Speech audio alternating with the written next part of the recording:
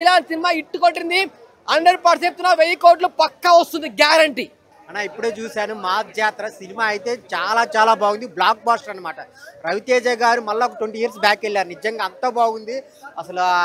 idiot ఈ సినిమాలో ఎలా చూసామో అలాగే చూస్తారనమాట ఆ కామెడీ టైమింగ్ కానీ ఆ ఎనర్జీ కానీ ఆ డైలాగ్ డెలివరీ కానీ చాలా అంటే చాలా బాగుంది మెయిన్ డైరెక్టర్ గారు సో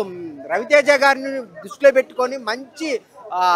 కమర్షియల్ మూవీ తీశారనమాట మంచి కమర్షియల్ సినిమా అనమాట ఎంటర్టైన్మెంట్తో పాటు ఒక స్టోరీని తీసుకొని ఆ శ్రీలీల రవితేజ గారి ట్రాక్ కానీ అన్నీ బాగున్నాయి ఆ సాంగ్స్ వచ్చినప్పుడైతే ఓరామాస్ సాంగ్స్ అనమాట